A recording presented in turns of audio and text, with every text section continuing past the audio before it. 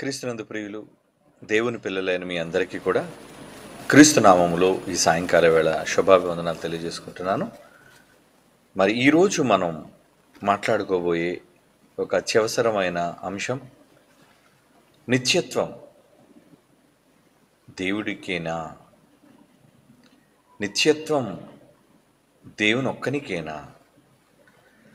ఈరోజు క్రైస్తవ సమాజంలో అనేక మంది తమ భావాలను, అభిప్రాయాలను, తమ సొంత జ్ఞానాలని ప్రజలకు వినిపిస్తూ తాము ఊహించినది తమకు అనిపించినది వారు ప్రజల మధ్య బోధలుగా చెప్పటం అనేది మనం చూస్తున్నాం. ఎవరు ఏది మాట్లాడినా, ఎవరు ఏది ప్రకటించినా దానికి మూలం బైబిల్, మనందరికీ ప్రామాణికం, జీవగ్రంథమైన బైబిల్. అనగా వాక్యం మనకి ఆధారం. ఆ వాక్యాన్ని బట్టే మనం ఏ నిర్ణయాన్నైనా తీసుకోవలసిన వారముగా ఉన్నాం. మన సొంత అభిప్రాయాలకు, మన సొంత ఉద్దేశాలకు తావివ్వకుండా బైబిల్ దేనిని అంగీకరించిందో, అనగా సత్యం, బైబిల్ అనగా వాక్యం, సత్యం, నిజం. ఆ నిజాన్ని మనం అంగీకరించగలిగే మనస్సును కూడా కలిగి ఉండాలి. ఈరోజు చాలామంది నిజాలను అంగీకరించలేక తమ మనస్సులో భావించినవి, ఊహించినవి బైబిలులోని మాటలతో సరిపోల్చి అనేక సందర్భాల్లో అపార్థాలకు వెళ్ళిపోతున్న పరిస్థితులు కూడా లేకపోలేవు. ఎందుకంటే ఈ మాట బైబిల్లోనే రాయబడింది, అనేక సార్లు మనం చదువుకున్నాం. పౌలు గారు మాట్లాడుతూ తన మహాజ్ఞాన సంగతులను ఆయన తన పత్రికల్లో కనపరిచాడు. ఆయన మహాజ్ఞాన సంగతులను పరిశుద్ధాత్మ దేవుని ద్వారా రాయించారన్న విషయాన్ని తొలి సంఘానికి పెద్దగా వ్యవహరించిన పేతురు గారు మాట్లాడుతూ ఆయన జ్ఞానాన్ని జ్ఞాపకం చేసుకొని ఒక మాట ఆయన గూర్చి మాట్లాడారు. ఏంటంటే, మరి పౌలు గారు తనకు అనుగ్రహింపబడిన జ్ఞానమును బట్టి ఆయన మీకు రాశారు, తన పత్రికలలో దానిని వివరించారు. అయితే ఆ వ్రాయించిన వాటిలో కొన్ని సంగతులు గ్రహించడం అనేది చాలా అవసరం. వ్రాయబడ్డాయి, కానీ వ్రాయబడిన విషయాలను గ్రహించటం కూడా మనకి చాలా అవసరం. ఎందుకంటే ఈ గ్రహించటంలోనే, సంగ్రహించటంలోనే అది డైల్యూట్ అయిపోకూడదు. గ్రహించటం, సంగ్రహించటం అంటే బైబిల్ నుంచి మనం తీసుకోవటం, బైబిల్లో ఉన్న సత్యాన్ని మనం బయటకు తీయటం, ఎక్స్ట్రాక్ట్ చేయటం. ఉదాహరణకి, మరి పట్టణాల్లో ఒరిజినల్ పట్టు తేనె అని అమ్ముతుంటారు. ఏమండి, పట్టు తేనె అని అమ్ముతుంటారు. కానీ నిజానికి వాళ్ళు అమ్ముతుంది నిజంగా తేనెనా? తేనె పట్టు నుంచి తీసిన ఒరిజినల్ తేనెనా? లేదా ఏమైనా మిశ్రమాలతో కలిపి బెల్లం ద్వారా పాకాలుగా మలిచి ఆ రంగును రప్పించి దాన్ని కూడా ఒకవేళ తేనెగా అమ్ముతున్నారు. మెజారిటీ ఎక్కువగా కనబడేది ఈ కృత్రిమమైనది, అంటే కల్తీ. ఒరిజినల్ పట్టు తేనె అని అంటారు చూసారా, అది గిరిజన ప్రాంతాల్లో, ఏమండి, నిజముగా చెట్టు దగ్గరికి వెళ్ళి ఒక పెద్ద పట్టును వాళ్ళు చూచి దాని నుంచి తేనెని సంగ్రహించి తెచ్చినప్పుడు దాని రుచి వేరు, దానివల్ల కలిగే ఆరోగ్య సూత్రాలు లేదా ఆరోగ్య మెరుగులు చాలా గొప్పవి. అంటే దానిని తేనెగా అమ్ముతున్నారు, తెస్తున్నారు, కానీ అది డైల్యూట్ చేయబడింది. మోసానికి గురైపోతున్నాం చాలామంది. సహజత్వం లేదు అందులో, అనేక మిశ్రమాలతో దాన్ని కల్తీ చేసేస్తున్నారు. అలాగే బైబిల్ కూడా ఈరోజు చదువుతున్నవారు, చదివి ప్రకటిస్తున్నవారు అనేక సందర్భాల్లో దానిని కల్తీ చేయటానికి అలవాటుగా మారిపోయింది. అంటే ఒరిజినల్ ఎక్స్ట్రాక్ట్ అంటారు దాన్ని. అంటే బైబిల్లో ఉన్న అసలు సిసలైన సారం, ఈ సారం వాళ్ళకి తెలియకపోవటం వలన అపార్థం చేసుకొని గ్రహించటంలో వాళ్ళు తప్పు చేస్తున్నారు. అందుకే బైబిల్ని గ్రహించటంలో తప్పులు చేస్తారు అనే విషయాన్ని పేతురు గారు మొదటి శతాబ్దంలోనే రాయించారు. అది ఇప్పుడు మనం చదువుకుంటున్న మాట. 2 పేతురు పత్రిక 3వ అధ్యాయం 16వ వచనం అండి. 2 పేతురు పత్రిక 3వ అధ్యాయం 16వ వచనం.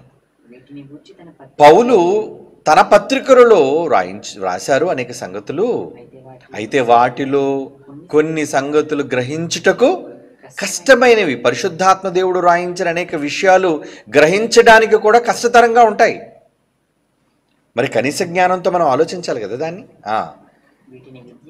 ఒకవేళ అలా ఆలోచించకపోవటం వలన విద్యావిహీనులు, అంటే సరైన భాషా పరిజ్ఞానం లేని వాళ్ళు, విద్య లేని వాళ్ళు, తర్వాత నమ్ముకున్న దానిపైన స్థిరత్వం లేని వాళ్ళు, అస్థిరులైన వాళ్ళు, అంటే వీటితో పాటు అప్పటికే మిగిలిన లేఖనాలను, తక్కిన లేఖనములను అపార్థము చేసినట్లు చాలా వరకు అపార్థం చేసేసారట.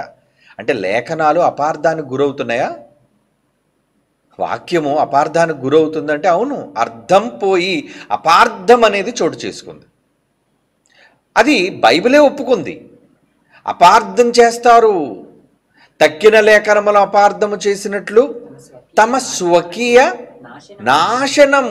ఇలా అపార్థం చేయటం వల్ల కలిగే ప్రధానమైన ఒక శిక్ష ఏంటంటే నాశనం అంటున్నాడు. చూడండి, అంటే నాశనం జోలికి మనం వెళ్లకుండా ఉండాలి అంటే, మనకు నాశనం కలుగకుండా ఉండాలి అంటే లేఖనాలు ఏం చేయకూడదు అనమాట, అపార్థం చేసుకోకూడదు.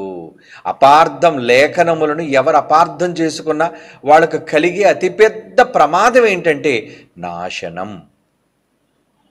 మరి నాశనానికి వెళ్ళే ముందు, వెళ్ళిపోతామనే భయం ముందు మనలో ఉంటే ఎంత జాగ్రత్తగా చదువుతామండి. కొన్ని సందర్భాల్లో హ్యాండిల్ విత్ కేర్ అంటారు. అంటే సున్నితమైనవి, ఒక గాజు అద్దాలు కావచ్చు, ఏమండి, సులువుగా విరిగిపోయే వస్తువులు కావచ్చు, వాటిని హ్యాండిల్ విత్ కేర్ అంటారు. జాగ్రత్తగా పట్టుకోండి, జాగ్రత్తగా ట్రాన్స్పోర్ట్ చేయండి అంటారు. అలాగే కొన్ని ప్రమాదకరమైనవి, ఎలా, gases, liquids, highly inflammable, poisonous. Sulphuric acid తీసుకెళ్తాను అనుకోండి, ఒకవేళ ఎప్పుడైనా యాక్సిడెంట్ జరిగి ఆ లారీ ఒకళ్ళు బోల్తా పడితే పక్కన ఉన్న వాళ్ళందరూ కాలిపోతారు.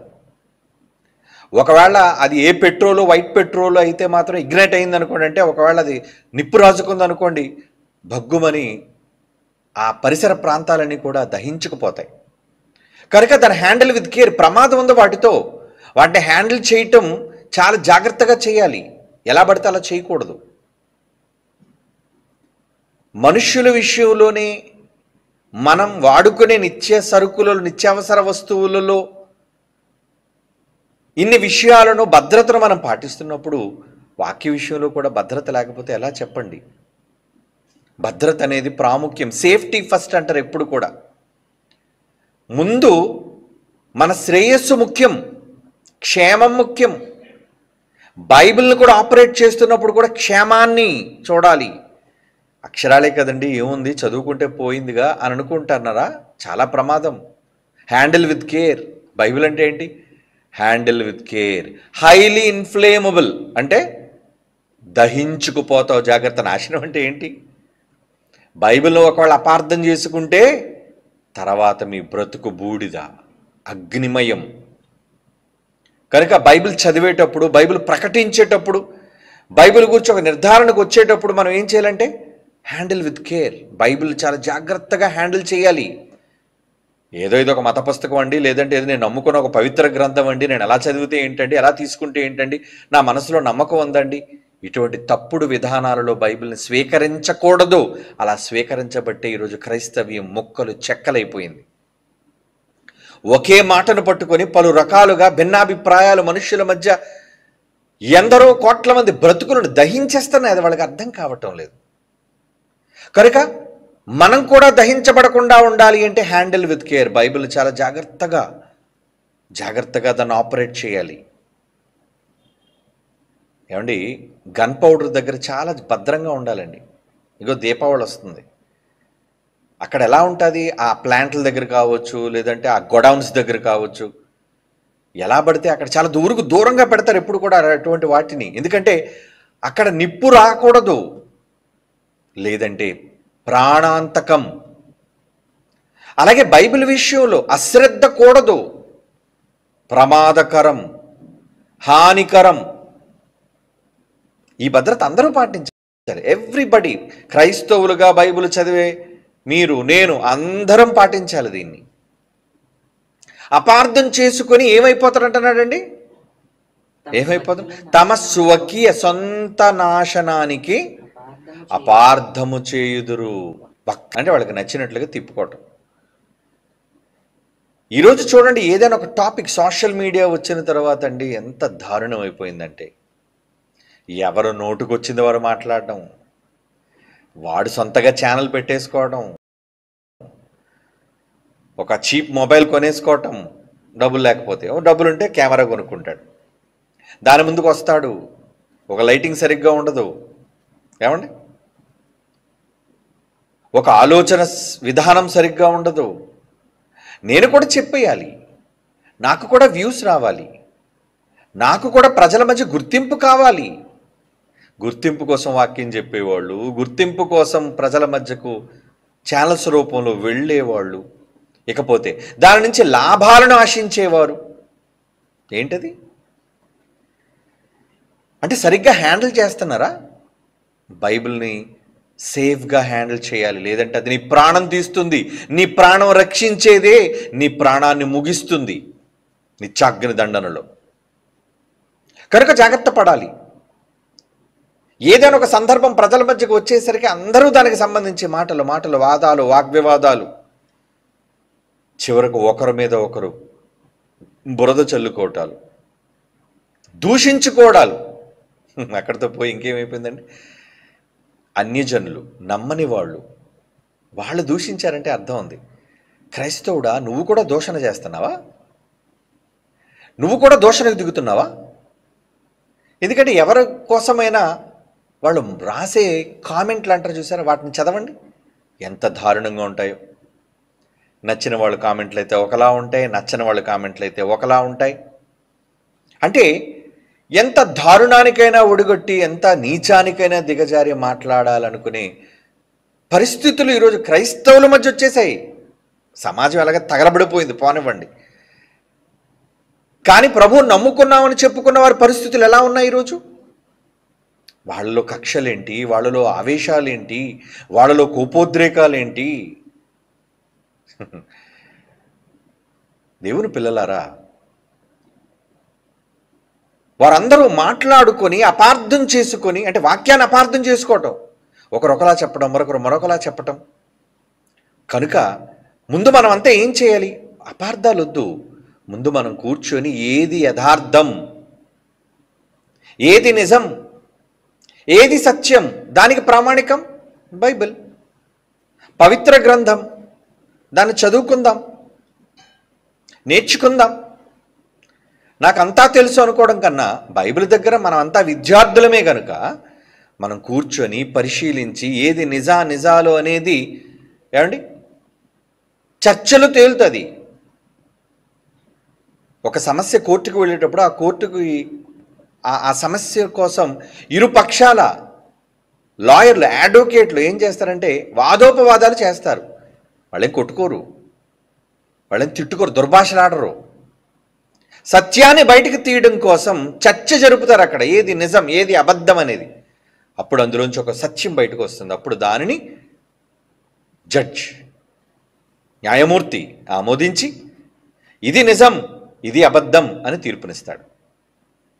అలా సత్యం బైబిల్ కనుక ఆ సత్యాన్ని మాట్లాడుకోవడం కోసం, ఆ సత్యాన్ని గురించి చర్చించుకోవడం కోసం ఏం చేయాలండి? ఇరుపక్షాల లాయర్లు కూడా నల్లకోట్లు చింపుకొని ఏమంటే బట్టలు చింపుకొని ఒకరితో ఒకరు ముష్టి యుద్ధానికి పాటుపడతారు అనుకోండి, ఇక బోన్లో ఉన్న ముద్దాయి సంగతి ఏంటి చెప్పండి? ఒరే మీరు కొట్టుకు చచ్చిపోతే నా పరిస్థితి ఏంటి? నాకు శిక్ష వేసేస్తాడు చూస్తే న్యాయమూర్తి. కనుక అక్కడ ముష్టిఘాతకానికి కాదు అక్కడికి వెళ్ళింది, చక్కగా సంభాషణతో మాట్లాడుకొని చర్చించి నిజానిజాలను నిరూపించాలి, తెలుసుకోవాలి, బహిర్గతం చేయాలి. ఈరోజు ఎందుకో క్రైస్తవ్యానికి అది లోపిస్తుందండి, లోపిస్తుంది. ప్రతి చిన్నదానికి ఆవేశం, ప్రతి చిన్నదానికి తొందరపాటుతనం, అబద్ధాలను సైతం ప్రజల మధ్య మాట్లాడడం, అబద్ధాలను సైతం ప్రజల మధ్య చొప్పించడం, నోటుకు వచ్చిందల్లా మాట్లాడడం, తెలియనిది కూడా వీళ్ళకి తెలియని దాని గురించి కూడా మాట్లాడడం. వాళ్ళకి ఏమీ తెలియకపోయినట్ట వాళ్ళు ఎలా మాట్లాడతారట? విస్తారంగా మాట్లాడతారట. జనాలు జరగబోయేది ఏంటో తెలియకపోయినా మాట్లాడడంలో వాళ్ళకున్న జబ్బు ఏంటంట? విస్తారంగా మాట్లాడతారని చెప్పాడు మహాజ్ఞాని సొలొమోను. ప్రసంగి గ్రంథం 10వ అధ్యాయం 14, ప్రసంగి గ్రంథం 10వ అధ్యాయం 14 వచనం. ఇక్కడ ఒక ఇష్యూ కోసం చెప్తున్నాడు. అంటే మనిషి చనిపోయిన తర్వాత ఏమవుతాడు అని ఒక సబ్జెక్ట్ తీసుకుంటే అదొక సబ్జెక్ట్. ఆ సబ్జెక్ట్ కోసం ప్రజలు ఎలా ఉంటారట? కలుగబోవున్నది ఏదో వీళ్ళకి తెలియకపోయినా బుద్ధిహీనులు, బుర్ర లేనివాడు, జ్ఞానం లేనివాడు ఏం చేస్తారటండి? అబ్బబ్బబ్బ విస్తారంగా మాట్లాడతారటండి. ఈరోజు చూడండి, ఎక్కడ చూడండి ఒక చిన్న ఇష్యూ రగులుకుంటే చాలండి, ఏమండి అది రాష్ట్రానికి సంబంధించిన ఇష్యూ కావచ్చు, దేశానికి సంబంధించిన ఇష్యూ కావచ్చు, ఒక కుటుంబానికి సంబంధించిన ఇష్యూ కావచ్చు, చివరికి బైబిల్ సంబంధించిన ఇష్యూ కావచ్చు, ఏ ఇష్యూ అయినా మాట్లాడే వాళ్ళు ఏమైనా తక్కువ ఉంటారండి?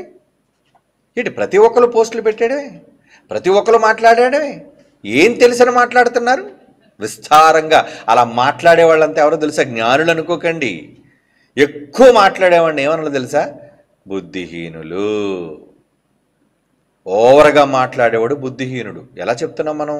బైబిల్ చెప్పింది. జ్ఞాని ప్రతి సందర్భం కోసం అనవసరంగా మాట్లాడు, ప్రతి చిన్నదాని కోసం అనవసరంగా కామెంట్ చేయడు, ఆలోచించి మాట్లాడతాడు జ్ఞాని. కానీ బుద్ధిహీనుడు నోటుకొచ్చిందల్లా మాట్లాడతాడు. సమాజంలో బుద్ధిహీనులు ఎక్కువయ్యారు, మెజారిటీ. కనుక విస్తారమైన మాటలు మాటలు మాటలు మాటలు. ఆ మాటల్లో ఏంటి? నిజాలు లేవు, అన్ని అబద్ధాలు. అబద్ధం. ఈరోజు మనం మాట్లాడుకోబోయే అంశంలో నిత్యత్వం నిత్యత్వం నిత్యత్వం నిత్యత్వం. ఈ మధ్యకాలంలో దీనికోసం తెగ పీక్కుంటున్నారండి అందరూ, జుట్లు పీక్కుంటున్నారు. అంటే ప్రత్యక్షంగా లేరు కానీ ఎదురుగుండా ఉంటే అప్పుడప్పుడు చూసారా, ఈ మాస్ సోషల్ ఏరియాస్లో ఏమండి మాస్ పీపుల్ ఒక నీళ్లు పట్టుకునే దగ్గర కావచ్చు, లేదంటే రేషన్ షాప్ దగ్గర కావచ్చు, ఏదైనా ఒక విషయం కోసం వాగ్వివాదం జరిగింది అనుకోండి. ఈ మధ్యన చూసారా, ఫ్రీ బస్ అనగానే మహిళలు కొన్ని వైరల్ అయిపోయి వీడియోస్ ఏం చేస్తున్నారు? ఏంటి లాక్కోవడం, పీక్కోవడం, కొట్టుకోవడం, ఏమండి జుట్టు పట్టుకొని. ఏంటి ఆ యుద్ధం? ఏంటి ఆడవాళ్ళకి? ఏంటి ఆ యుద్ధం? ఏంటి అంటే అవసరమైతే ముష్టి యుద్ధానికి కూడా వాళ్ళు సిద్ధపడిపోయారు. స్త్రీ శక్తి, ఏమంటే మాలో కూడా శక్తి ఉంది, మేము కూడా పంచ్ పవర్ మాకుందని చెప్పి వాళ్ళు కూడా చూపిస్తున్నారు. మరి వీళ్ళు ఎదురుగుండా లేడు కానీ వీడియో ద్వారా వాడు జుట్టు పట్టుకుంటాడు, వాడు వీడియో ద్వారా వీడు జుట్టు పట్టుకుంటాడు. అంటే ప్రత్యక్షంగా స్త్రీలు ఎలాగైతే కొట్టుకుంటున్నారో ఈరోజు విజ్ఞానులను చెప్పుకొని, మేము మేధావులను చెప్పుకొని వీళ్ళు కూడా సోషల్ మీడియాలోనికి వచ్చి వీళ్ళు ఏం చేస్తున్నారు? పోస్టులు. అందులో మధ్యవర్తులండి. ఒరిజినల్ వ్యక్తి ఒక మాట మాట్లాడితే దానికి ఒక 2-3 ఫోటోలు అదనంగా యాడ్ చేసి, ఏమండి వీటి సంబంధించిన విషయాలను గురించి కూడా, పనికిరాని విషయాలను గురించి కూడా, అనవసరమైన వ్యక్తులను కూడా తలదూర్చేటట్టు చేసి వాళ్ళని కూడా సమస్యల్లోనికి లాగి దాని మీద పోస్ట్ పెట్టడం. అంటే ఏంటి? కొంతమంది ఫెమిలియర్ ఫేస్లు ఉన్నాయి అనుకోండి, అందరికీ తెలిసిన ముఖాలు, వాళ్ళ ముఖాలు ఫోటోలుగా పెట్టడం వల్ల ఏంటంటే వ్యూస్ పెరుగుతాయి. దానిక ఏంటి ఈయన ఫోటో ఉందేంటి, ఏం మాట్లాడారు దీనికోసం, ఏంటుంది ఇందులో అంశం? అలా సంబంధించిన విషయాలలోకి కూడా వ్యక్తులను కూడా లాగి గొడవ పెద్దది చేయటం, అల్లరి చేయటం. ఒక విధంగా మనమంతా పరిశుద్ధాత్మను పొందిన వాళ్ళు. పరిశుద్ధాత్మ దేనికి కర్త కాడు అని బైబిల్ చెప్పిందంటే అల్లరి. అసలు అల్లరి ఉండదు ఆయన దగ్గర, చాలా కామ్ గోయింగ్. ఏమండి అప్పుడప్పుడు ఆడవాళ్ళ విషయంలో మాట్లాడేటప్పుడు ఏమండి, ఆ అమ్మాయి చాలా కామ్ గోయింగ్ అండి, అసలు ఉన్నట్టే తెలియదండి. అదే మరికొంత కోసం మాట్లాడితే అబ్బా, ఎక్కడ చూసినా ఏ వీధిలో చూసినా అమ్మాయి కనబడుతుందండి, ఎక్కడ చూసినా ఆ పిల్ల కనబడుతుంటుందండి. అంటే వ్యక్తిత్వంలో తేడా. అంటే కామ్ గోయింగ్గా ఉన్నారా? పరిశుద్ధాత్మ దేవుడు నిజంగా క్రైస్తవులుగా మనకు వస్తే కామ్నెస్ ఎక్కడుంది మనలో? కామ్ అంటే పీస్, శాంతి, సమాధానం. పరిశుద్ధాత్మ దేవుడు దేనికి కర్త? సమాధానమునకే అనొక మాట కూడా ఉంటుంది. అని సమాధానమునకే కానీ అల్లరికి కర్త కాడు అంటాడు. అంటే ఆయన ఉన్న చోట సమాధానం ఉంటుంది.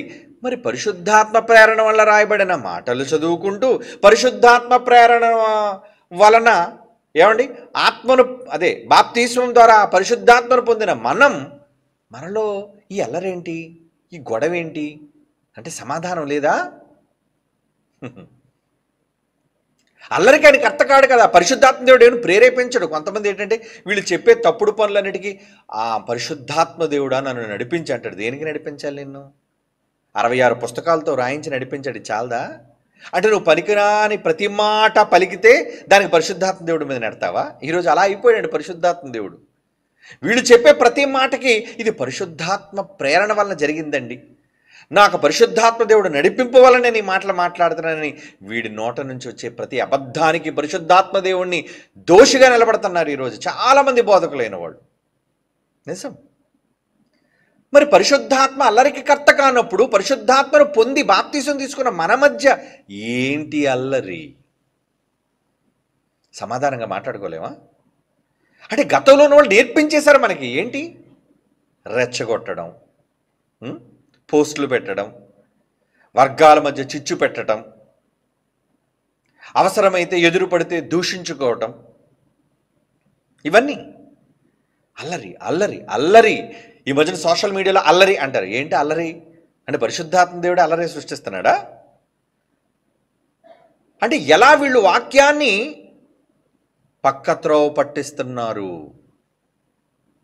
ఇవి బైబిల్కి భిన్నమైనవి కనుక నిత్యత్వం. ఈరోజు జరుగుతున్న సోషల్ మీడియాలో జరుగుతున్న పరిశుద్ధాత్మ దేవుని గురించిన అల్లరి ఏంటో తెలుసా అండి? ఎవరట? నిత్యత్వం.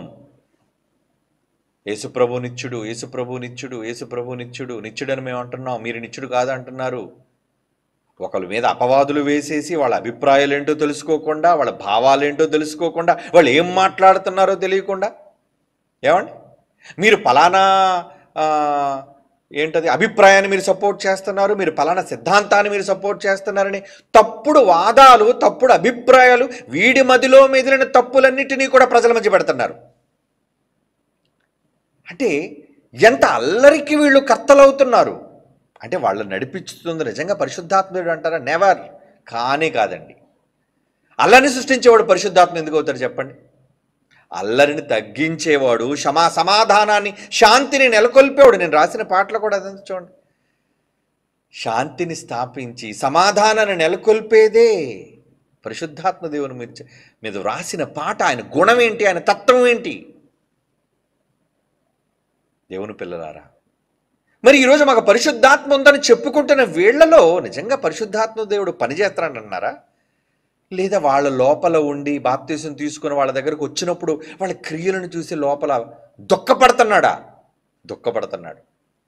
పరిశుద్ధాత్మ దేవుని దుఃఖపెట్టకుడి అని అంటాడు. అందుకే మీరు అనవసరంగా పరిశుద్ధాత్మ దేవుని దుఃఖపెడుతున్నారు అని ఏమీ అనకుండా ఊరకున్నాడు కాబట్టి మీకు నచ్చిందల్లా మీరు మాట్లాడుతున్నారు కదా, అని ఏం అంటలేదు కదా. పరిశుద్ధాత్మ దేవుని దుఃఖపెట్టకుండా అని పౌలు బాధపడుతున్నాడండి. ఎఫ్సి పత్రిక 4వ అధ్యాయం చూడండి. ఎఫ్సి పత్రిక 4వ అధ్యాయం 29, 30 ఏమంటున్నాడు అక్కడ? వినువారికి మేలు కలుగునట్లు అవసరమును బట్టి క్షేమాభివృద్ధి కలిగించే అనుకూలమైన మాట నీ నోట ఎంత బాగుంటుంది, ఎంత హాయిగా ఉంటుంది. ఏమండి? అనవసరమైన పనికిరాని దుర్భాషలు మాట్లాడటం మీ నోట రానివ్వకండి. దేవుని పరిశుద్ధాత్మను దుఃఖపరచకండి. ఏది పడితే అది కామెంట్లుగా రాసి, ఏది పడితే అది పోస్టులుగా మలిచి, ఏది పడితే అది హెడ్డింగ్లుగా పెట్టి ఈరోజు ప్రజలను రెచ్చగొడుతున్నారే, ప్రజల్లో ఆవేశాలను నింపుతున్నారే. ఏంటది? దుర్భాషలు ఇవన్నీ. నీ భాష మంచిదైతే అది సద్భాష. నీ భాషలోని దుర్మార్గత ఉంటే అది దుర్భాష. అలాంటి దుర్భాషల ద్వారా ఈరోజు ప్రజల మధ్య అల్లరులను సృష్టిస్తున్నారు. ఇది క్రైస్తవులుగా తగదండి, క్రైస్తవులకు తగదు. పరిశుద్ధాత్మను పొందిన వారిగా మనకు తగదు. ఒకవేళ లోపల ఉండి, ఎందుకంటే వచ్చాడు బాప్తీసు తీసుకున్నప్పుడు వస్తాడు ఆయన అందరి దగ్గరికి, కానీ మన ప్రవర్తన చూచి వాక్యాన్ని మనం వక్రీకరిస్తున్నప్పుడు, ఆయన చెప్పిన భావాలను మనం వక్రీకరించి తృణీకరించి తప్పుగా బోధిస్తూ మాట్లాడుతున్నప్పుడు పరిశుద్ధాత్మ దేవుడు దుఃఖపడడా? లోపల వేదన, చాలా బాధపడుతుంటాడు ఆయన. అలా బాధపడే పరిస్థితులు ఈరోజు ప్రెజెంట్ చాలా బాధపరుస్తున్నారండి ఆయన్ని. నీతిని గూర్చి పాపమును గూర్చి ఒప్పింప చేయడానికే మహాలోకాన్ని విడిచిపెట్టి ఇక్కడికి వచ్చి, ఏమండి, మనం ఉన్నంతకాలం ఇక్కడే మనతో పాటు ఉండిపోయాడే, మన యొద్ద ఎల్లప్పుడూ ఉండుటకు అన్నాడు. పరిశుద్ధాత్మ దేవుడు వచ్చి వెళ్ళిపోయాడా? ఉన్నాడా? ఎల్లప్పుడూ. మానవ సమాజం భూమి మీద ఉన్నంత వరకు ఎల్లప్పుడూ మీ యొద్ద ఉండుటకు తండ్రి దగ్గర నుంచి పంపుతున్నాను నేను. యేసుప్రభువు వారు చెప్పారు ఈ మాట.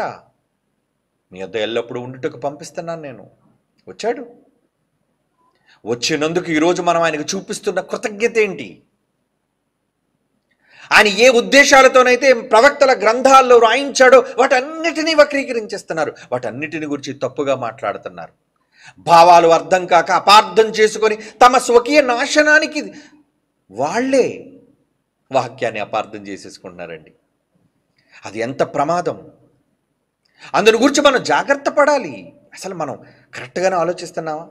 మనం బైబిల్ అనుకున్నట్టుగానే మాట్లాడుతున్నావా అని అందరూ పరిశీలించుకోవాలండి. అందరూ, ఎవ్రీబడి.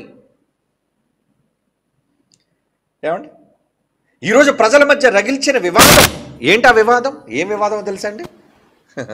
నిత్యుడా? దేవుడు నిత్యుడా? యేసుప్రభు నిత్యుడా? తండ్రి నిత్యుడా? ఏమండి, మనం యేసుప్రభుని నిత్యుడు కాదు అంటున్నాము అనే మాటలు మాట్లాడుతున్నారండి.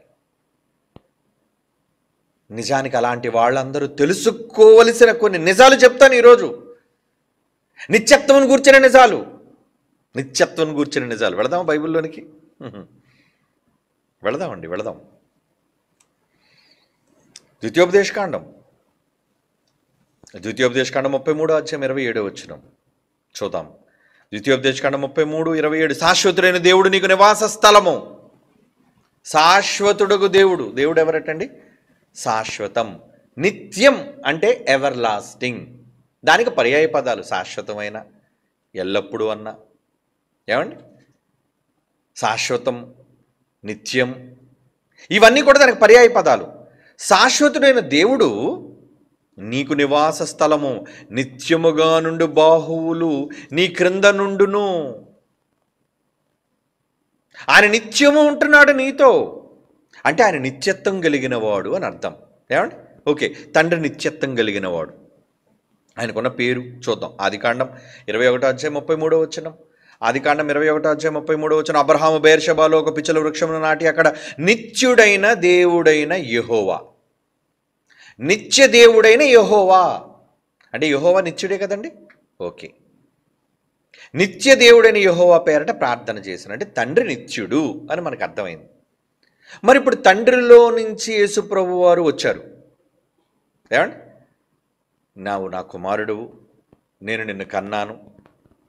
తండ్రిలో నుంచి కుమారుడు ఉద్భవించినప్పుడు మనం కూడా తండ్రిలో నుంచి వచ్చిన వాళ్ళమే. మనం కూడా ఎవరిలోంచి వచ్చాం? మనం అంతా అందరికీ తండ్రి అయిన దేవుడు ఒక్కడే. అంటే ఇప్పుడు తండ్రి ఎంతమంది ఉంటారు? ఒక్కడే ఉంటాడు. అందరికీ అన్నాడు, అందరికీ, ఎవరైనా కావచ్చు, అందరికీ తండ్రి అయిన దేవుడు ఒక్కడే. అంటే తండ్రి నిత్యుడు అనే సంగతిని గురించి ఇంకా చాలా ఉన్నాయి రెఫరెన్సులు బైబిల్లో. ఒకసారి చెప్పినా, ఏమండి, 10 సార్లు రాయబడినా, 1000 సార్లు రాయబడినా ఆ మాట విలువైనది సుమా, ఇది 10 సార్లు చెప్పాడు కాబట్టి ఈ మాట గొప్పది, ఇది ఒకసారి చెప్పాడు కాబట్టి ఈ మాట విలువ లేనిది అనుకోవడానికి లేదు. ఒక్కసారి చెప్పినా, 10 సార్లు చెప్పినా, 50 సార్లు చెప్పినా మాట విలువ కలిగింది. కనుక దేవుడు నిత్యుడు అనే సంగతి మనకు అర్థమైంది. ఓకే, ఇప్పుడు యేసుక్రీస్తు వారిని గురించి ఆలోచిద్దాం. ఏమండి, యేసుక్రీస్తు వారిని గురించి ఆలోచించే విషయంలో ఆయన ఏమన్నాడో చూడండి. మత్తయి సువార్త 28వ అధ్యాయం, మత్తయి సువార్త 28వ అధ్యాయం. ఎవరు నాయన ఈ డిస్టర్బెన్స్ నేను చూడండి రా. మత్తయి సువార్త అసలు ఏది ముట్టుకోకుండానే డిస్టర్బెన్స్ వస్తుంది, చెక్ చేసుకోండి. మత్తయి సువార్త 28వ అధ్యాయం 20వ వచనం.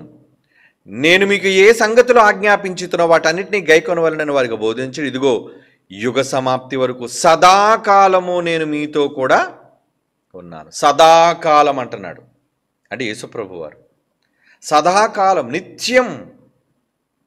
ఇకపోతే యేసుప్రభు వారికి ఒక పేరు కూడా ఉంది. యెషయా గ్రంథం మనం చాలాసార్లు చదువుకున్న మాట, 9వ అధ్యాయం 6వ వచనం.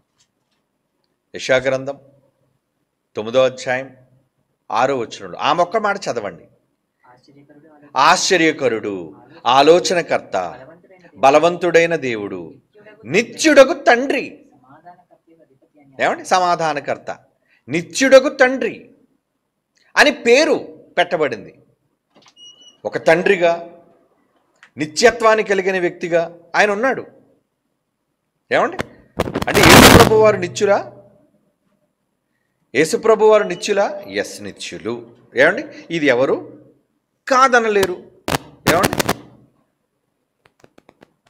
దయచేసి ఈ మైక్ తర్వాత తీసేయండి, ఇంకా వేరే మైక్ అయినా పెట్టండి. ఏమైనా కార్డ్స్ ఉంటాయి మార్చి, ఇప్పుడు కాదులేండి, తర్వాత ఏం చేసేయండి, ఎందుకంటే టైం లేదు మనకి.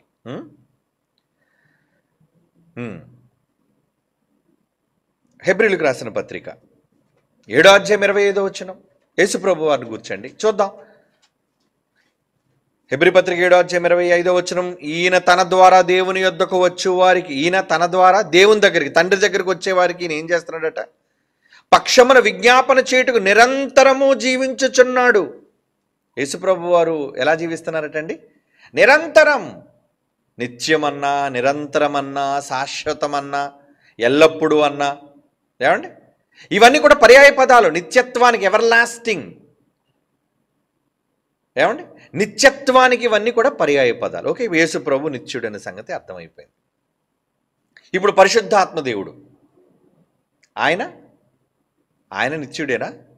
ఎస్, ఆయన కూడా నిత్యుడే. ఎలా నిత్యుడు?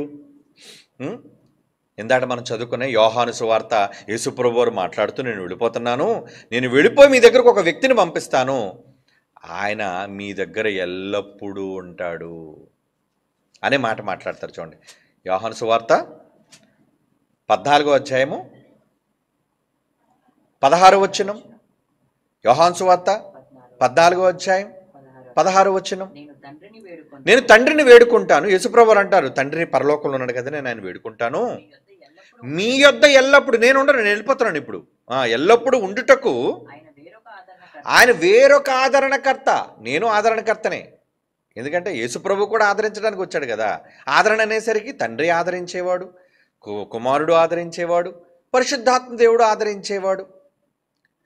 ఆ ఆదరణకర్త అనగా సత్యస్వరూపియగు ఆత్మను మీకు అనుగ్రహించండి. సత్యస్వరూపియగు ఆత్మ, పరిశుద్ధాత్మ, సత్యస్వరూపియగు ఆత్మ. ఆ పరిశుద్ధాత్మ ఎలా ఉంటాడట? మీ యొద్ద ఎల్లప్పుడూ ఉండుటకు. చదివారా పదం? మీ యొద్ద ఎల్లప్పుడూ ఉండుటకు. చదివారు కదా మాట. ఎల్లప్పుడూ అంటే నిత్యుడు, ఆయనకు ముగింపు లేదు, ఆయన ఎల్లప్పుడూ ఉండేవాడు. ఏమండి, అంటే తండ్రి నిత్యుడుగా కనబడుతున్నాడు, కుమారుడు నిత్యుడుగా కనబడుతున్నాడు, పరిశుద్ధాత్మ దేవుడు నిత్యుడుగా కనబడుతున్నాడు. అవునా? వీళ్ళందరూ నిత్యులేనా? ఎస్, వీళ్ళు ముగ్గురు నిత్యులే. వీళ్ళు ముగ్గురు నిత్యులే. మరి చాలామంది అంటే పరిశుద్ధాత్మ గురించి ఇంకొక మాట కూడా చూద్దాం. హెబ్రీయులకు రాస్తున్న పత్రిక 9వ అధ్యాయం 14వ వచనం కూడా చూడండి. అంటే అందరి గురించి రెండు మాటలు చూసాం కదా, ఈయన గురించి కూడా ఇంకో మాట చూసేద్దాం. హెబ్రీ పత్రిక 9వ అధ్యాయం 14వ వచనం. 14వ వచనం ఏంటుంది అందులో? నిత్యుడగు ఆత్మ ద్వారా తన్ను తాను దేవునికి నిర్దోషిగా అర్పించుకుని క్రీస్తు యొక్క రక్తము. క్రీస్తు వేరు, ఈయన ఎవరి గురించి మాట్లాడుతున్నారు? ఆయన నిత్యుడగు ఆత్మ ద్వారా, అంటే పరిశుద్ధాత్మ దేవుడు కూడా నిత్యుడు అని బైబిల్ చెప్పింది. ఎందుకంటే ప్రతి దానికి మనకు బైబిల్ బేస్, మర్చిపోకండి. బైబిలే మనకి ఆధారిత గ్రంథం, లిఖితపూర్వకమైన గ్రంథం, దేవుడు పరిశుద్ధాత్ముని ద్వారా వ్రాయించిన గ్రంథం. కనుక ఇక్కడ ఆత్మను ఏమన్నాడు? నిత్యుడగు ఆత్మ ద్వారా. ఆత్మ అనగానే పరిశుద్ధాత్మ దేవుడు. తండ్రి నిత్యుడు, కుమారుడు నిత్యుడు, పరిశుద్ధాత్ముడు నిత్యుడు. చాలామంది యేసుప్రభువే నిత్యుడు, యేసుప్రభువే నిత్యుడు, యేసుప్రభువే నిత్యుడు. ఇంకెవరు కాదా? తండ్రి నిత్యుడు కాదా? ఆ తండ్రి కూడా నిత్యుడని ఒప్పుకుంటామండి. పరిశుద్ధాత్ముడు కూడా నిత్యుడని ఒప్పుకుంటామండి. వీళ్ళు ముగ్గురే నిత్యులని అంటారా? కాదు. అదే తెలుసుకోవాలి మీరు.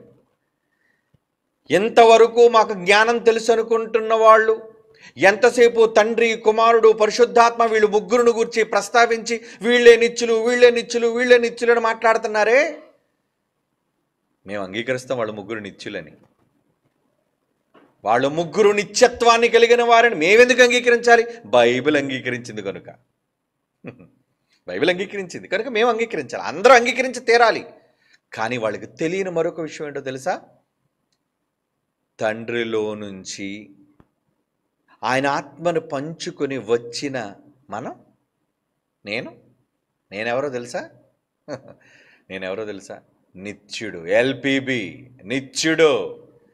మీకోసం భలే గొప్పగా చెప్పుకుంటారండి అంటారా? మీకోసం కూడా చెప్పుకోండి గొప్ప. మీరెవరు? మీరు నిత్యులే. మీరు నిత్యులు గారా? నేను నిత్యుడు కానండి, చచ్చిపోయిన తర్వాత మా ఫోటో తీసేస్తున్నారండి, నేను కనపట్టలేదండి అనుకుంటున్నారా?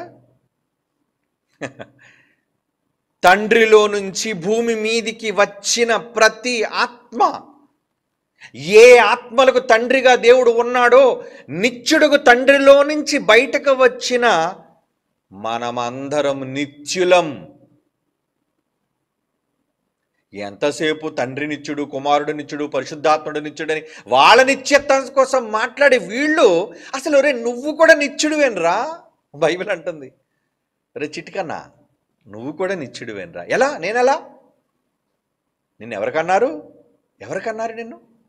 ఉన్నవానిలో నుంచి కదా వచ్చాం. ఆదాము మట్టి బొమ్మ, మట్టి బొమ్మలోకి ఆదాము వచ్చాడా? మట్టి బొమ్మలోనికి ఆదాము వచ్చాడు. ఎక్కడి నుంచి వచ్చాడు? దేవునిలో నుంచి, పరలోకం నుంచి తీయలేదు. ఎక్కడి నుంచో, ఏ మూల నుంచో, ఏ సందు నుంచి తీయలేదు. ఆయన తనలోని జీవవాయువును ఓదగా భాగం అన్నాడు. అందుకే ఇంక ఇవన్నిటిలోకి వెళ్తే చాలా పెద్ద సబ్జెక్టు. మనం దేవుని భాగాలము, బైబిల్ దాన్ని అంగీకరించింది. అంటే ఆయన పార్ట్, నువ్వు ఒక పార్ట్. దేవుడు ఒక పెద్ద బంతి అయితే ఆ బంతిలో ఒక చిన్ని కణం లాంటి వాడు నువ్వు కూడా. ఆత్మ అందులో ముక్క, నువ్వు పార్ట్ అంటే ఒక ముక్క, భాగము అన్నారు. మరి ఈ భాగం అది ఒకటేనా? పెద్ద పిండి ముద్ద కలిపారండి, అందులోంచి ఒక చిన్న ముద్ద తీశారండి. ఈ ముద్ద ఆ ముద్ద ఒకటా కాదా? ఒకటే. ఆ మిశ్రమం నుంచి వచ్చినదే ఇది కూడా. కనుక అందులో ఏ లక్షణాలు ఉంటాయి, ఇందులో కూడా అవే లక్షణాలు ఉండి తీరాలి. మరి దేవుడు ఉన్నవాడైనప్పుడు ఆయనలో నుంచి వచ్చిన ఆదాము ద్వారా భూమి మీద రంగప్రవేశం చేసిన మనం అందరం నిత్యులము కాదా? ఎస్, నిత్యులమే. ఇది నేను మాటతో చెప్పను, బైబిల్ చూపిస్తాను మీకు. ఏమండి? బైబిల్ చూద్దామా? ప్రసంగి గ్రంథం 12వ అధ్యాయం 5వ వచనం చూడండి. ప్రసంగి గ్రంథం 12వ అధ్యాయం 5వ వచనం ఏమని రాయబడింది? ఇక్కడ మనిషి ముగింపు కోసం మాట్లాడుతూ, ఎత్తు చోట్లకు భయపడుదురు, మార్గం లేదు భయంకరమైన కనబడిన బాదం వృక్షం, పువ్వులు పూయను, ఏమంటే ఇవన్నీ చెబుతూ ఏలయనగా కనబడిందన్నమాట. ఏలయనగా ఒకడు అంటే ఎనీబడి, ఒక మనిషి తన నిత్యమైన ఉనికి పట్టుకుపోవచ్చున్నాడు. ఎక్కడికి వెళ్ళిపోతున్నట? నిత్యమైన ఉనికి పట్టు. ఒకడు తన నిత్యమైన ఉనికి పట్టు అంటే భూమి మీద ఈ దేహాన్ని విడిచిపెట్టే ప్రతి ఒక్కరూ నిత్యత్వంలోనికి వెళుతున్నారు. నిత్యమైన ఉనికి పట్టు అంటే నిత్యమైన ఉనికి పట్టు. అది నిత్యమైనది నువ్వు కాదనుకున్నావా? ఆ నిత్యమైన ఉనికి పట్టులో ఉండేది ఎవరు? నువ్వే. నిత్యత్వంలో ఉండేది నువ్వే, మనమే. అంటే శరీరాన్ని విడిచిపెట్టిన వాళ్ళందరూ నిత్యులేనా? ఎస్, నిత్యులు. ఎందుకంటారా? ఇప్పుడు బైబిల్ చూడండి. పేతురు రాసిన మొదటి పత్రిక 1వ అధ్యాయం 21వ వచనం. పేతురు రాసిన మొదటి పత్రిక 1వ అధ్యాయం 21వ వచనం. మీ పుట్టుక కోసం చెప్తున్నాడు చూడండి. మీరు క్షయబీజము నుండి కాక, అంటే మీరందరూ కూడా తండ్రి తల్లి కలయికలో పుట్టిన వాళ్ళు మీరంతా కూడా. వీళ్ళన్నీ కూడా క్షయమైన బీజాలు, అంటే దేహ సంబంధమైనవి. కానీ లోన ఉన్నావే మనం, ఆత్మ ఎక్కడి నుంచి వచ్చింది అనుకున్నారు? క్షయబీజము నుండి కాక, ఏమంటున్నాడు? శాశ్వతమగు జీవము గల దేవుని వాక్య మూలముగా అక్షయ బీజము నుండి పుట్టింపబడిన వారు అంటున్నాడు చూడండి. మీరంతా ఎవరు? ఏ బీజం నుంచి వచ్చారు? ఏమండి? శాశ్వతమగు జీవము గల అక్షయ బీజం. అక్షయము అంటే నాశనము లేనిది, ముగింపు లేనిది, అంటే నిత్యత్వం, నిత్యమైనది, శాశ్వతమైనది, ముగింపు లేనిది. అవునా? ఎటర్నిటీ. నిత్యత్వం అనే పదం పోనీ అర్థం చేసుకోండి. ఎందుకంటే మనం మాట్లాడుతుంది నిత్యత్వం కోసమే కదా. నిత్యత్వం, మనలో నిత్యత్వం ఉందా? ఎస్, నాలో నిత్యత్వం ఉంది. నేను నిత్యుడను కాదని ఎవరంటారు? మరి భూమి మీద కనబడినంత మాత్రాన నిత్యుడు కావా? భూమి మీద లేవు, కానీ ఎక్కడున్నావు? ఎక్కడో దగ్గర ఉంటావు. ఎందుకంటే మనం పుట్టింది దేవుని బీజం. బీజం అంటే ఆయన అంశం అని అర్థం. ఆయనలో నుంచి వచ్చాం మనం. ఆయన ఆత్మను పంచుకొని పుట్టాం. ఆయన నిత్యుడైతే నేను నిత్యుడినే. ఆయన అక్షయుడు కనుక నేను అక్షయుడినే. ఆయన ఉన్నవాడు కనుక నేను ఉన్నవాడినే. ఆయనకు ఆది అంతం లేకపోతే నాకు ఆది అంతం లేదు. అవునా? దేవుడికి ఆది అంతం ఉందా? లేదు. యేసుప్రభుకి ఆది అంతం ఉందా? లేదు. పరిశుద్ధాత్మ దేవుడికి ఆది అంతం ఉందా? లేదు. మీకు ఆది అంతం ఉందా? లేదు. నాకు ఒకవేళ అంతం, ఆది అంటే శరీరంలో పుట్టడం కాదు, అమ్మ కడుపులోంచి పుట్టడం ఆది అనుకున్నారేమో. తప్పు. ఎందుకు తప్పు? ఇప్పుడు మీకు చూపిస్తాను నేను. అమ్మ కడుపులో నుంచి బయటికి రావడమే ఆది అని మీరు అనుకుంటే, యోబు గ్రంథం 38వ అధ్యాయం, ఏమండి? యోబు గ్రంథం 38వ అధ్యాయం 4వ వచనం చూడండి. నేను భూమికి పునాదులు వేసినప్పుడు యోబు నువ్వు ఎక్కడ ఉన్నావు అని ఈ ప్రశ్న చాలాసార్లు మీరు చదివారు. ఏమండి? నీకు వివేకం కలిగి ఉంటే చెప్పు అని ప్రశ్నించి 21వ వచనంలో ఏమన్నాడు? నీవు బహువృద్ధుడవు. నేను ఈ భూమికి పునాది అంటే భూమిని ఇంకా నేను చేయలేదు, భూమిని నేను పుట్టించలేదు ఇంకానా. భూమి పుట్టిన తర్వాత మనిషి పుట్టాడా? భూమి పుట్టకముందు మనిషి పుట్టాడా? భూమి పుట్టిన తర్వాత కదా. 6వ రోజు ముగింపులో మనిషి పుట్టాడు, ఆదాము. ఓకే, అంటే దేహ సంబంధమైన జననం, దేహ సంబంధమైన ప్రారంభం కోసం చెప్తున్నాడు. కానీ ఇక్కడ ఏమంటున్నాడు? నేను భూమికి పునాదులు వేసినప్పుడు నువ్వెక్కడ ఉంటివి? యోబుతో అడుగుతున్నాడు. వివేకం ఉంటే చెప్పు. 21వ వచనం, నీ బహురుద్ధుడవు, నీవు అప్పటికి పుట్టి ఉంటివి. అప్పటికి పుట్టి ఉన్నాడంటే ఎక్కడైనా దేవుడు గుడ్డు పెట్టేసి పక్కన పెట్టాడు అనుకున్నారా? పుట్టాడంటే ఏంటి అనుకున్నారు? అక్కడ అర్థం పుట్టుక అనగానే అమ్మ కడుపులోంచి బయటికి రావడం అనుకున్నారు కదా మీరు. దేవునికి కూడా పుట్టిన వాళ్ళం మనం. ఇంతకీ అప్పటికి దేవుడు లోకాలను కలుగజేసేటప్పటికి ఆదాము, పోనీ ఆదాము వరకు ఎందుకు, ఈయన యోబు కోసం అడుగుతున్నాడు కదా. యోబు ఎక్కడున్నాడు? ఎక్కడున్నాడు మీకు తెలుసు కదా. ఎక్కడున్నాడు? దేవునిలో ఉన్నాయి కదా కనున్నాడు. లేదా పరలోకంలో ఏదైనా మూలలో ఉన్నాడా? లేదో, దేవునిలోనే ఉన్నాడు. అంటే దేవునిలో ఉన్నా పుట్టేశాడా? దేవునిలో ఉన్నా మనం పుట్టేస్తామా? ఎస్. అందుకే లేవి కోసం మాట్లాడుతూ లేవి కూడా దశంభాగం ఇచ్చారంటే, అయ్యో ఇస్సాకే లేడయ్యా, అప్పటికి పిల్లలు లేరు అబ్రహాముకి. అబ్రహాం కొడుకు ఇస్సాకు రావాలి, ఇస్సాకు కడుపు నుంచి యాకోబు రావాలి, యాకోబు కడుపు నుంచి లేవి రావాలి కదా. లేవి ఎక్కడిచ్చాడంటే, లేవుడు ఉన్నాడయ్యా, లేవి ఉన్నాడు, పుట్టాడు, నేను కూడా ఇచ్చాను అన్నాడు. ఉన్నాడే కదా ఇస్తాడు. హెబ్రీ పత్రిక 7వ అధ్యాయం మీ అందరికీ తెలుసు, చదువుకోండి, టైం లేదు. ఆ సందర్భం చాలాసార్లు చెప్పాను మీకు. కనుక దేవునిలో మట్టి బొమ్మలోనికి రాకముందు, లోకాలను కలుగజేయకముందు యోబు ఉన్నాడు అంటే నేను లేనా? మీరు లేరా? అందరం ఉన్నాం. యోబు పుట్టాడంటున్నాడా? వస్తాడంటున్నాడా? నీవు అప్పటికే పుట్టేసావయ్యా, పుట్టావు. Your born. పుట్టావు నువ్వు.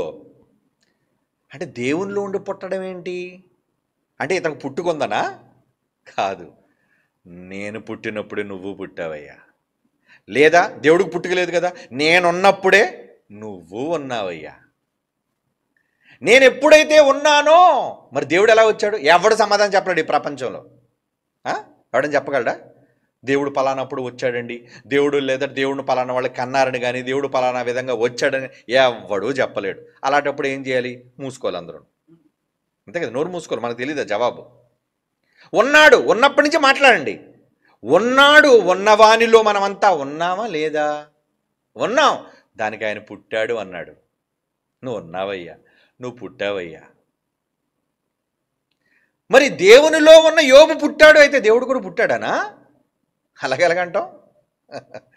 ఆయన ఉన్నాడు, మనకు అర్థం కావడానికి నువ్వు పుట్టావయ్యా, నువ్వు ఉన్నావయ్యా అంటున్నాడు. అంటే దేహం లేకపోయినా పుట్టుక జరుగుతుంది. దేహం లేకపోయినా శాశ్వతులుగా మనం ఉంటున్నాం. ఎలా నీకు శాశ్వతం వచ్చింది? నిత్యత్వం నీకు ఎలా వచ్చింది? ఆయనలో ఉన్నానండి, నేను నిత్యుణ్ణి. దేవునిలో ఉన్నాను కనుక నేను నిత్యుణ్ణి. మరి దేవునిలో ఉన్న మీరు నిత్యులు. అందుకే మనం నిత్యమైన ఉనికి పట్టుకుపోతున్నాం అన్నాడు. ఎందుకంటే మీరు ప్రసంగ గ్రంథాలు చదివి ఇంకా మీకు అర్థం కాదా? ఎందుకంటే క్షయ బీజం నుంచి కాదు కదా, అక్షయ బీజం అన్నాడు. మరలా దేవుడి నుంచి రావడం అంటే, దేవునిలో నుంచి అంటే అది నాశనం అయిపోయే బీజం కాదే, అంతం లేని బీజం. అది ముగింపు లేని బీజం, ప్రారంభం లేని బీజం. నీకు ఒకవేళ ముగింపు ఉంటే దేవుడు కూడా ముగింపు ఉండాలి. నువ్వు చచ్చిపోతున్నావు అనుకో, నీ ఆత్మ చచ్చిపోతుంటే దేవుడు కూడా చచ్చిపోతాడు. నీ ఆత్మ పుడుతుంది అంటే దేవుడు కూడా పుట్టాడు. ఆయనకి ఏది అప్లై అవుతుంది, నీకు అదే అప్లై అవుతుంది. ఎందుకంటే ఆయన భాగం నువ్వు, ఆయన పార్ట్ నువ్వు.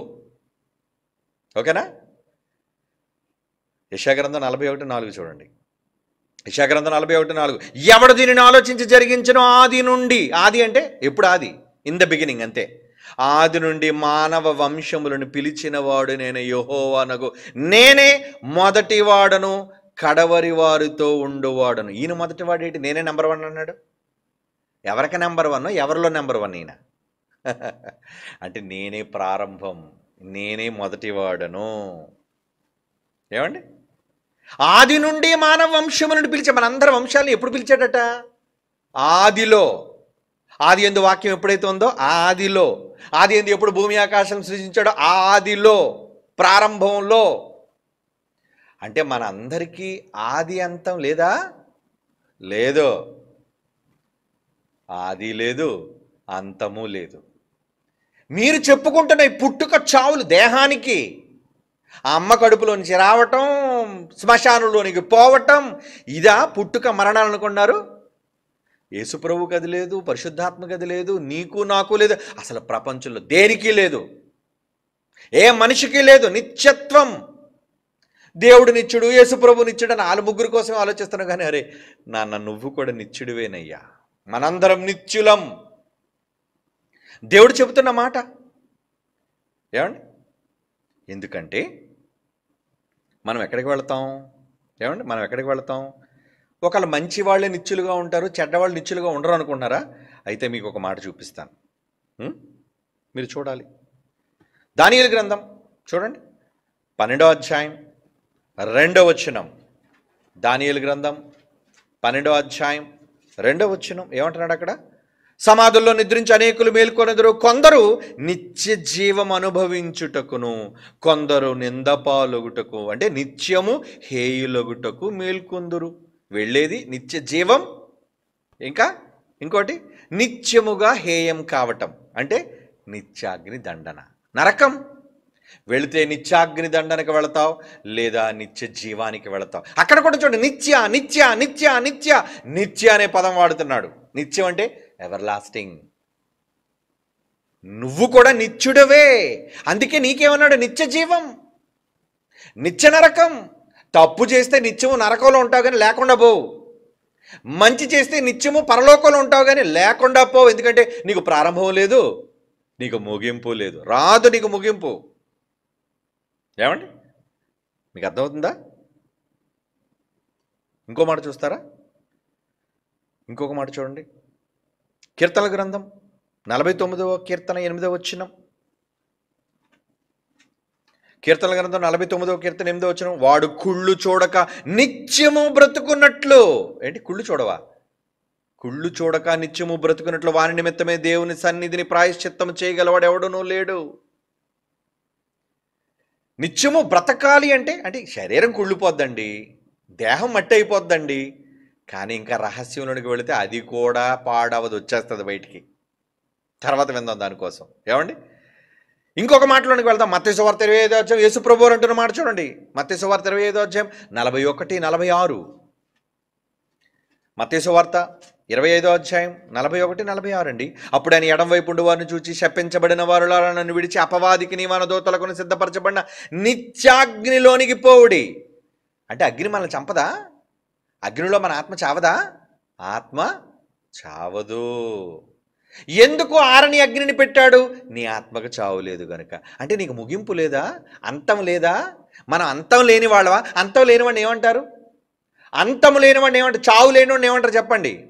నిత్యం, నిత్యుడు. అంటే మనుషులందరూ నిత్యులేనా? నరకానికి పోయేవాడు నిత్యుడే, స్వర్గానికి పోయేవాడు నిత్యుడే. ఎందుకు వాళ్ళలో నిత్యత్వం వచ్చిందో తెలుసా? నిత్యుడికి పుట్టారు కనుక. యేసు ప్రభువులో నిత్యత్వం రావడానికి నిత్యుడి నుంచి వచ్చాడు కనుక, పరిశుద్ధాత్మలో నిత్యత్వం రావడానికి ఆయన కూడా నిత్యుడి నుంచి వచ్చాడు గనుక, మనకి కూడా నిత్యత్వం ఉండడానికి మనం కూడా నిత్యుని నుండి వచ్చాము గనుక.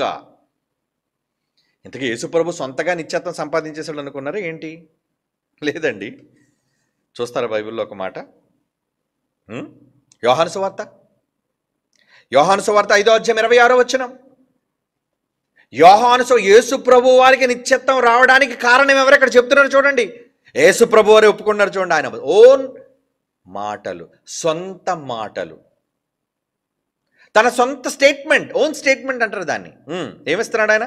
యోహాను సువార్త 5వ అధ్యాయం 26వ వచనం. తండ్రి ఎలాగూ తనంతడు తానే జీవము గలవాడై ఉన్నాడో. తండ్రిలో ఏముంది? జీవం. తనంతట తానే జీవము గలవాడై ఉన్నాడు, అలాగే కుమారుడును తనంతట తానే జీవము గలవాడై ఉండుటకు. నాన్న, నేను ఎలాగైతే నిత్యుడిగా ఉన్నానో నువ్వు కూడా నిత్యుడివేనయ్యా, అలా నిత్యుడిగా ఉండడానికి ఆ పవర్ నేనే ఇచ్చాను అంటున్నాడు చూడండి. ఏంటా మాట? అలాగే కుమారుడు తనంతట తానే జీవము గలవాడై ఉండుటకు కుమారునికి అధికారం అనుగ్రహించను. ఎవరిచ్చారు అధికారం? కొడుక్కి. యేసు ప్రభుకి నిత్యం ఉండడానికి, నిత్యుడుగా ఉండడానికి పవర్ ఎవరిచ్చారు చెప్పండి? తండ్రే ఇచ్చాడు. ఎందుకంటే ఆయన నిత్యుడు కనుక. నిత్యుడి దగ్గర పవర్ ఉంది కాబట్టి, నాయన నువ్వు నిత్యుడివేనయ్యా, నాన్న మీరు నిత్యులేనయ్యా, మీరందరూ నిత్యులు, మీరందరూ నిత్యులు, నిత్యం నిత్యం నిత్యం నిత్యం నిత్యం. యేసు ప్రభు కూడా నిత్యత్వాన్ని పొందుకున్నాడట. బైబిల్ చెప్తుంది. నిత్యత్వం ఎవరి దగ్గర నుంచి వచ్చింది? ఎవరిచ్చారు? తనకు జన్మనిచ్చిన పరలోకమందున్న దేవుడే యేసు ప్రభు సొంతగా ఒప్పుకున్నాడు. నా అంతట నేనే నిత్యత్వం కలిగిన వాడిని అనలేదు. నా అంతట నేనే సంపాదించుకున్నాను నిత్యత్వం అనే శక్తిని అనలేదు ఆయన. నాకేదీ లేకుండా నాకు నేనుగానే నిత్యుడిగా పుట్టేశాను లేదా నిత్యుడిగా ఉన్నాను అని చెప్పుకోవట్లేదు ఆయన. ఏం చెప్పుకున్నాడు ఆయన? నాకు ఈ నిత్యత్వం ఎక్కడిదంటే, బాగా నోట్ చేసుకోండి, ఎందుకంటే చాలామంది అజ్ఞానులు ఈ మాటలు తెలియకే బీరకాయ పీచు చేస్తున్నారు బయట. ఇవి ఇంకా శాంపుల్స్, బైబిల్లో చాలా ఉన్నాయి. ఒకవేళ నిజంగా విషయాలు తెలుసుకోవడానికి ఏదైనా చర్చనీయాంశం వచ్చిందనుకోండి, చెప్పాను కదా నిన్నే, మా దగ్గర ప్రొఫెసర్లు ఉన్నారు, లెక్చరర్లు ఉన్నారు, చాలామందిని పంపిస్తాం. ఈ సబ్జెక్ట్ అంతా లోడ్ చేసి పంపిస్తాం వాళ్ళకి. మీరు చర్చించండి, కూర్చొని తెలుసుకోండి. బైబిల్ విశ్వవిద్యాలయం, సత్యానికి స్తంభమైన క్రైస్ట్ చర్చ్, మేము చెప్పే విషయాలు. యేసు ప్రభు నిత్యుడు ఎందుకు అయ్యాడు అంటే, ఇది నేనన్న మాట కాదు, ఆయనే స్వయంగా ఒప్పుకుంటున్నాడు. ఏమని? నేను నిత్యుడిని ఎలా అయ్యానంటే, నాకు ఈ నిత్యత్వం సొంతగా నాకు లేదు. చదవండి ఆ మాట. యోహాను సువార్త 5వ అధ్యాయం 26వ వచనం. తండ్రి అలాగూ తనంతట తానే నిత్య జీవము గలవాడు అన్నాడు. తండ్రికి ఎవరో నిత్య జీవం ఇవ్వలేదు, నిత్యత్వం ఇవ్వలేదు తండ్రికి. యెహోవా దేవునికి నిత్యత్వం ఎవరో ఇవ్వలేదు. ఎవడో ఉంటే ఆడే గొప్పడవుతాడు, ఇంక యెహోవా గొప్పడు ఎందుకు అవుతాడు? తండ్రికి ఆయనే నిత్యుడు, ఆయనకు పవర్ ఉంది ఆయనకి, కానీ నాకు ఆ పవర్ లేదు. అది యేసుప్రభు మాట. తండ్రి అలాగూ తనంతట తానే జీవము గలవాడై ఉన్నాడు, అలాగే కుమారుడు తనంతట తానే జీవము గలవాడై ఉండుటకు, నాకు కూడా ఆ పవర్ ఉండుటకు, నేను కూడా ఆయనలా ఉండడానికి నేను సంపాదించుకున్నది కాదు, కానీ కుమారునికి అధికారమును అనుగ్రహించనంటే నేను ఎక్కడి నుంచో పొందుకున్నాను అంటున్నాడు. నాకు ఎవరో ఇచ్చారు. ఎవరిచ్చారయ్యా? ప్రభువు మీరు నిత్యులు కదా, ఎవరిచ్చారు? మా నాన్న. ఈరోజు నిన్ను అడిగితే మీరు నిత్యులు ఎలాగయ్యారు, నేను నిత్యుడిని ఎలాగయ్యాను? మా నాన్న. ఏది శరీర సంబంధమైన తండ్రి కాదు, ఆత్మ సంబంధమైన. అందరికీ తండ్రి అయిన దేవుడు నిత్యుడు కనుక నేను నిత్యుడను, నిత్యత్వం కలిగిన వాడను కనుక నిత్య జీవములోనైనా ఉంటా, నిత్య నరకములోనైనా ఉంటాను. ఏమిటి ఎంత చక్కటి ఎక్స్ప్లెనేషన్ బైబిల్లో ఉంది. అపార్థం. తలపాగా చుట్టుకోరా అంటే ఎవడికో ఇచ్చాడట. రే తలపాగా చుట్టుకోరా అని కొట్టి టర్బన్ అంటారు చూసారా, అది చుట్టుకోరంటే ఇటు చుట్టుకోవడం రాదు, రైతులే చుట్టుకుంటారు కదండి. ఇటు చుట్టి చుట్టి చుట్టి చుట్టడం రాక ఏమన్నాడంటే, అరే తల వంకర అన్నాడట. తల వంకర నీకు చుట్టడం రాక ఎవరి మీద నేరం నెట్టేస్తావు? విషయాలను బైబిల్ నుంచి సంగ్రహించడం రాక ఏమండి ఒరిజినల్ పట్టు తేనె తీయడం తెలియదు వీళ్ళకి, బెల్లం పాకం కలిపేసి తేనె బాటల కింద అమ్మేస్తుంటారు. అలాంటి సరుకు ఈరోజు బజార్లో ఉంది. కానీ ప్యూర్ ఎసెన్స్ బైబిల్లో ఉన్న సత్యం ఉన్నది ఉన్నట్లుగా 66 పుస్తకాలను పిండి బయటకు తెచ్చే వన్ అండ్ ఓన్లీ ఎవరు? That is Christ church. సత్యానికి స్తంభం, సత్యానికి స్తంభం. పరిశోధన, పరిశీలన, చదివి తెలుసుకున్నదేనండి. ఏదో దేవుడు ఏదో స్పెషల్గా మనకి ఇచ్చేసిందని కాదు. అక్కడ ఎవరైతే పరిశోధన పద్ధతిలో చదువుతారో వాళ్ళకి దేవుడు అనుగ్రహిస్తాడు జ్ఞానం. కనుక ఈ మాట మనకి ఏం చెబుతుంది? జీవం, నిత్యత్వం. కుమారుడు కూడా తండ్రి దగ్గర నుంచి నిత్యత్వాన్ని పొందుకున్నాడని కుమారుడే ఒప్పుకున్నాడు. మధ్యలో ఈ కొడుకులు ఒప్పుకోవట్లేదండి. వీళ్ళు ఎవరి కొడుకులు ఏమండి? అంటే వీళ్ళు ఆయన కొడుకులు కాదనమాట. ఎవరో ఒక తండ్రి ఉన్నాడు వీళ్ళకి. ఎవరో అబద్ధికుడు, అబద్ధమునకు జనకుడు. ఒరే మీరంతా నా పిల్లలరా, నా పిల్లరా అని ఆడి చంకలు కొట్టుకున్నాడు. ఆ దౌర్భాగ్యుడు, నీచుడు, నికృష్టుడు ఎవడవాడు? ఈ శాటన్, సాతానే కదండి. ఒరే మీరందరూ మీ తండ్రి యొక్క అపవాది సంబంధులు అని యేసుప్రభు ఆ రోజే అన్నాడు.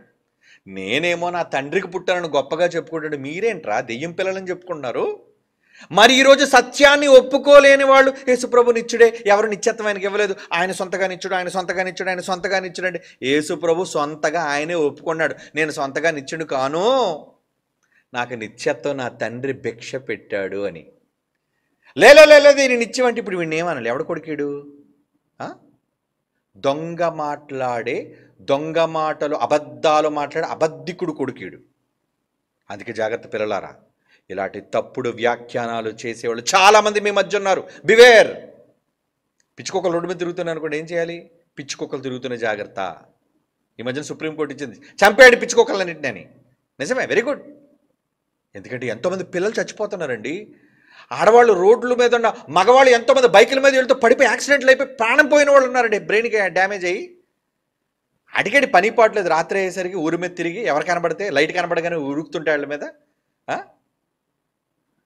దేవుని పిల్లల, ఇలాంటి సరుకు సమాజంలో చాలామంది ఉన్నారు. బివేర్.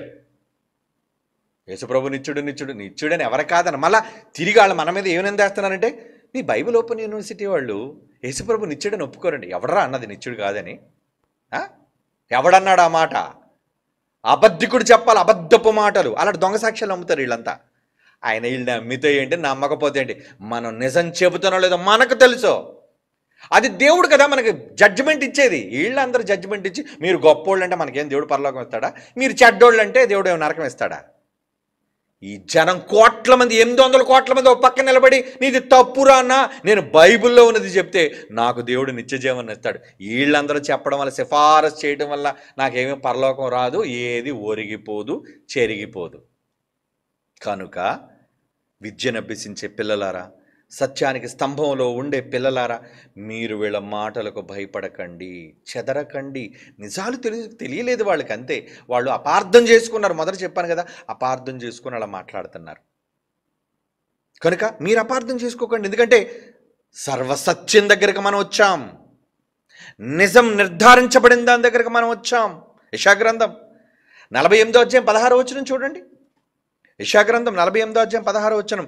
ఆది నుండి నేను రహస్యముగా మాట్లాడిన వాడును కాను, ఆది నుండి నేను రహస్యముగా మాట్లాడిన వాడు కాను, అది పుట్టిన కాలము మొదలుకొని నేను అక్కడ ఉన్నవాడును. ఇప్పుడు ప్రభువు యెహోవాయు, యేసుప్రభు అన్నాడు ఈ మాట, నేను ఎలా వచ్చానంటే, నిత్యుడుగా నేను ఎలా వచ్చానంటే ఆయన చెప్తున్నాడు చూడండి, ఆది నుండి నేను రహస్యముగా నేనేం మాట్లాడలేదు, ఆదిలో ఉన్నాను నేను. ఎందుకంటే ఆది యందు వాక్యం ఉందా? ఉంది. ఆదిలో ఉన్నాడా ప్రభు? ఉన్నాడు. నిత్యత్వంలో ఉన్నాడు ఆయన, నిత్యుడు. నిత్యుడుకు తండ్రిని పేరు పెట్టడమే కాదు, నన్ను మా నాన్నగారు అరే నాన్న అని పిలుస్తారు. నేను ఆయనకు అన్నానా? ఆయన నన్ను అన్నాడా? నన్ను నాన్న అని ఎందుకు అంటున్నాడు? దేవుడు కూడా తన కొడుకును చూచి, నిత్యుడుకు నా కొడుకు అయ్యా నువ్వు, నా తండ్రివరా నువ్వు, నిత్యుడుకు తండ్రి నువ్వు. నేను ఎలా తండ్రినో నువ్వు కూడా తండ్రి, నీకు అధికారం ఇస్తున్నా, నువ్వు కూడా తండ్రివే. అంటే ప్రేమతో ఆదరించే ప్రతి వ్యక్తి తండ్రి అవుతున్నప్పుడు, ఏమండి ఎవరైనా ఆదరించినప్పుడు, ఏమండి నాకు నాన్న లేకపోయినా నాన్నలా ఆదరించారండి, మిమ్మల్ని నాన్నలా చూసుకోవచ్చా అండి? తప్ప? ఏమండి నాన్నగారు లేనప్పుడు ఎవరిలోనైనా నాన్నని చూసుకోవడం తప్ప? నిన్ను ప్రేమించి నీకు త్యాగం చేసి నీకోసం సహాయపడే వాళ్ళు తండ్రి చూసుకోవడం తప్పే ఉంది చెప్పండి? అలా యేసుప్రభువును కూడా, నాయన నువ్వు కూడా ప్రాణం పెట్టు ఒక నాన్నలాగా, నువ్వు కూడా నిత్యుడుగు తండ్రివి నాయన, నువ్వు నిత్యుడిగా ఉండడానికి నేనే అధికారం ఇస్తున్నాను నాయన. ఎంత అధికారం ఇచ్చినా పాపం యేసుప్రభు ఎంత మంచోడు చూడండి, నువ్వు నాతో సమానంగా. ఎందుకంటే యేసుప్రభువుని గురించి మాట్లాడుతూ ఫిలిప్పీ పత్రిక, ఆయన ఎలాంటి దాన్ని విడిచిపెట్టి వచ్చాడట, ఎలాంటి దాన్ని విడిచిపెట్టి, ఎలాంటి స్థాయిని విడిచిపెట్టి వచ్చాడా? ఆయన మనుష్యుడుగా పోలికగా పుట్టి, ఏమండి ఫిలిప్పీ పత్రిక 2వ అధ్యాయం, గబగబ తీయండి టైం అయిపోయింది, 6వ వచనం, ఆయన దేవుని స్వరూపము గలవాడై ఉండి దేవునితో సమానముగా ఉన్నాడా? దేవుడు తన దగ్గర సమానంగా పెట్టుకున్నాడా? నాయన నువ్వు నాతో ఈక్వల్ రా. ఎంత మంచి హృదయం అండి తండ్రిది, తన కొడుకును కూడా తనతో పాటు సమానంగా చూసుకునే గొప్ప మనసు మన తండ్రిది. ఆయన ఏమన్నాడట? నువ్వు నాతో సమానమయ్యా, నువ్వు నేనెంతో యెహోవాను, నువ్వు అంతే. అలాంటి స్థితిని వదులుకొని సమానముగా ఉండుట విడిచిపెట్టకూడని భాగ్యమని అనుకోలేదు, కానీ వదిలేసి ఆ సమానత్వాన్ని, దేవునితో సమానత్వాన్ని, తండ్రితో సమానత్వాన్ని వదిలేసుకొని ఏమండి కిందకు వచ్చేసాడు. యేసుప్రభు త్యాగం చేశాడు. ఏమండి ప్రతి ఆదివారం నేను మాట్లాడుతుంటానండి, తండ్రి గారు మాట్లాడుతుంటారండి ఇక్కడ కుర్చీలో కూర్చొని. కానీ మొన్న 2 సందర్భాల్లో నాకు ఒక విధంగా బాధ అనిపించింది. కానీ నిజంగా ఆయన చిన్నపిల్లల నా పక్కన కూర్చొని, అంటే ఆయన కుర్చీ నాకు ఇచ్చి సండే పూట నడిపించి అప్పటి వరకు వాక్యం చెప్పేసరికి వచ్చేసరికి మీరు చూసరికి సీట్ మారిపోయాడు. ఆయన సీట్ మారిపోయి ఎక్కడికి వెళ్ళిపోలేదు, ఆయన ఇక్కడే నా కుడి పక్కన కూర్చున్నాడు. అంటే తండ్రి స్థానంలో కొడుకు వచ్చాడు, కొడుకు స్థానంలో తండ్రి వెళ్ళిపోయాడు. ఆయన నా కొడుకు అయిపోయాడు ఇప్పుడు ఆయన. అవునా? కుడి పక్కన కొడుకు ఉంటాడు అనుకుంటే, ప్రసన్నబాబు గారు జైశాలి గారు పక్కన ఉంటారు, కుడి పక్కన అనుకుంటే కుడి పక్క ఎడం పక్క. ఇప్పుడు కుడి ఎడాలు పెద్ద ఆలోచించకండి, మళ్ళీ ఏదో ఉదాహరణగా మీకు చెప్తున్నాను అంతే. కనుక ఆ సండే పూట నేను మాట్లాడినప్పుడు ఆయనేమో కొడుకుగా నా స్థానంలో కూర్చున్నాడు, నేనేమో తండ్రి స్థానంలో కూర్చున్నాను. అప్పుడు నేనేమన్నప్పుడు వచ్చేసింది, ఇంకా విర్రవీగిపోయి ఇంక నేనే అయిపోయాను డైరెక్టర్. ఆయన అనుకోకూడదు కొడుకుని. ఎంత నా తండ్రి నన్ను ప్రేమించి ఇచ్చినా మా నాన్నే, నన్ను కన్న మా డాడీని మించినోడు లేడు అని నేను అనుకోవాలి. అలాగే యేసుప్రభు అనుకున్నాడు. ఎలాగో తెలుసా? చూడండి అలా బైబిల్ వండర్ఫుల్. బైబిల్ భావాలు అర్థం కాక అపార్థం చేసుకున్నారు వీళ్ళంతా. కొరింథీయులకు రాసిన మొదటి పత్రిక 15వ అధ్యాయం, ఈ లోకాన్ని అంతటిని నాశనం చేయడానికి యేసుప్రభుతో కొడుకుని పంపుతాడు. నాయనా నువ్వు వెళ్ళరా, ఇప్పుడు వెళ్ళి మొత్తం తీసుకొచ్చే సంఘాన్ని అనేటప్పుడు వచ్చి భూమి మీద ఉన్న అధికారాలను మొత్తం సమస్తాన్ని కొట్టివేసి, చదవండి ఆ మాట, 15వ అధ్యాయం 27, 28, దేవుడు సమస్తమును క్రీస్తు పాదముల క్రింద లోపరిచేశాడు. ఆయన ముల్లోకాలు నీవేరా, కూర్చోరా, కుర్చీ నీదేరా. నాన్నగారు మీరుంటే నేను కూర్చోవడం ఏంటండి? పర్లేదురా కూర్చో. వద్దు నాన్నగారు, నేను మీ పక్కనే కూర్చుంటాను, మీ కుడి పక్కన కూర్చుంటాను. నాన్నగారు ముల్లోకాల శక్తి నాకు ఇచ్చినా నేను మీ కుడి స్థానాన్ని కోరుకుంటాను, మీ స్థానం నాకు వద్దు నాన్నగారు, మీ స్థానం మీకే ఉండాలి అని చెబుతూ సమస్తమును లోపరిచినప్పుడు పాదాల కింద పెట్టినా ఆయనకు సమస్తమును లోపరిచిన వాడు తప్ప, లోపరిచింది ఎవరో? తండ్రి తప్ప సమస్తమును లోపరచబడి ఉన్నదను సంగతి విషయం. తండ్రి లోపడిపోలేదు కొడుక్కి, కానీ అన్నిటినీ లోపరిచేశాడు. కానీ కొడుకు ఎంత మంచోడు అంటే కింద చెప్తున్నాడు చూడండి, మరియు సమస్తమును ఆయనకు లోపరచబడినప్పుడు, యేసుప్రభు వారికి లోపరచబడినప్పుడు దేవుడు సర్వములో సర్వముగు నిమిత్తము కుమారుడు తనకు సమస్తమును లోపరచిన దేవునికి తానే లోబడిపోతున్నాడట. అబ్బా ఎంత మంచి గుణం అండి. అధికారం తాళాలన్నీ నీ చేతికి ఇచ్చేసిన ఏమిటి, కోడల్ని పిలిచి అమ్మ నేను ముసలిదాన్ని అయిపోయానమ్మా, ఇదిగో మొత్తం ఇంటి తాలూకా అన్ని తాళాలు నీకు ఇచ్చేస్తున్నానంటే, అత్తగారు మీరు ఉన్నంత వరకు అది మీ నడానికి ఉండటమే ఆ గుర్తు, అది హుందా అండి. తర్వాత ఎలాగా అత్తగారు తర్వాత నా చేతికి వచ్చినప్పుడు సంగతి కదా. మీరు ప్రేమగా నన్ను చూసుకుంటున్నప్పుడు తాళాలది ఏముందండి అనే కోడలు ఎంత గొప్పది, అని ఇచ్చే అత్త ఎంత గొప్పది.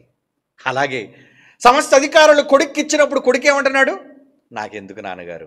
ఏంటి ఇవన్నీ చేసిన తర్వాత కూడా పరలోకానికి సంఘాన్ని తీసుకుని వెళ్ళిపోయి తండ్రికి రాజ్యం అప్పగించిన ఆ ముందు మాట అదే కదా. 24వ వచనం ఏంటి, అప్పుడు భూమి మీద ఉన్న సమస్తమైన అధికారమును బలమును కొట్టివేసి తన తండ్రి అయిన దేవునికి రాజ్యం, అంటే ఎవరు, మనందరం రాజ్యమును అప్పగించును. అలాగే అప్పగించిన తర్వాత ఈయన ఏమైపోతాడు చివరి వచనాల్లో, తానే తండ్రికి లోబడిపోను. అంటే నాన్న నేను ఎప్పుడు మీ కొడుకునే నాన్న, మీకు చావు లేదు కదా, మీరు చచ్చిపోతే మీ స్థానంలోకి నేను వస్తాను, కానీ మీరుంటుండగా నేను ఎలా వస్తాను, నేను కొడుకుగా ఉంటాను, అన్ని అధికారాలు నాకు వచ్చాయి ఓకే, అయినా మీ స్థానం మీదే.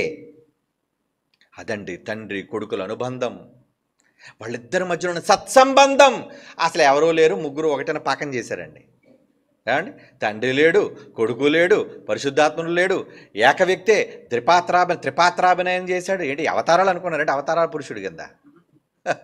ఆ సబ్జెక్ట్ వేరులేండి, ముగ్గురు ఒక్కటే అనేది వేరు. ఇక్కడ మనం మాట్లాడుతుంది నిత్యత్వం కదా. అంటే బైబిల్ అర్థం కాక ఎవరికి తోచినట్లుగా వారు మాట్లాడి బైబిల్లో ఈ భావాలను అర్థం చేసుకుండా తమ స్వకీయ నాశనానికి అపార్థం చేసుకుంటున్నారు. వద్దు సోదరులారా, మిమ్మల్ని ప్రేమించి చెబుతున్నాను, మిమ్మల్ని అవమానపరచాలను, మిమ్మల్ని కించపరచాలను, మీరు తప్పు చెప్పారని మిమ్మల్ని వేలెత్తి చూపించాలని కాదు నా ఉద్దేశం. సత్యం తెలుసుకుందాం. నిత్యుడు నిత్యుడు నిత్యుడు యేసుప్రభు నిత్యుడు, యేసుప్రభు నిత్యుడు అని అంటున్నారే. తండ్రి నిత్యుడు, యేసుప్రభు నిత్యుడు, పరిశుద్ధాత్మ దేవుడు నిత్యుడు. యేసుప్రభు నిత్యుడిగా ఉండడానికి తండ్రి అధికారం ఇచ్చాడు.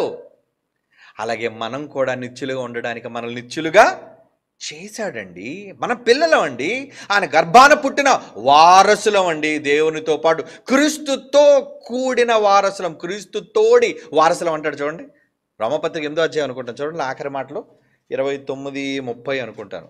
ఏమండి కరెక్ట్ చూడండి ఆ వచనం, 17వ వచనం. ఎస్, రోమపత్రిక 8వ అధ్యాయం 17. మనం పిల్లలమైతే వారసులం, మనం తండ్రికి వారసులం కదా.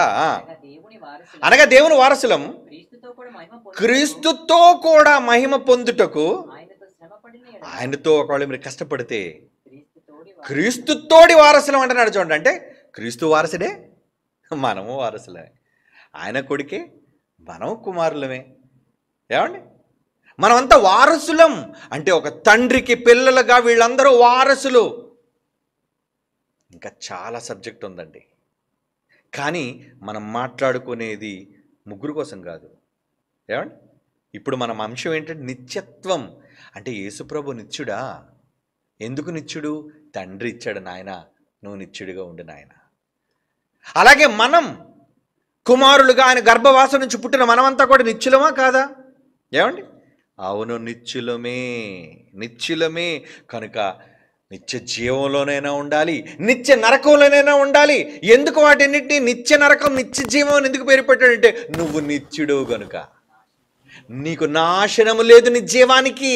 హెబ్రీ పత్రిక చివరిగా చదువుకుందాం, 7వ అధ్యాయం 15వ వచనం. హెబ్రీ పత్రిక 7వ అధ్యాయం 15వ వచనం. నాశనము లేని జీవమునకున్న శక్తి. ఆయన జీవానికి నాశనం లేదండి. ఎటర్నిటీ, ఎవర్ లాస్టింగ్నెస్, ఎల్లప్పుడూ ఉండే నిత్యత్వం. అంటే తండ్రికి కుమారులుగా మనకి నిత్యత్వం లేదా?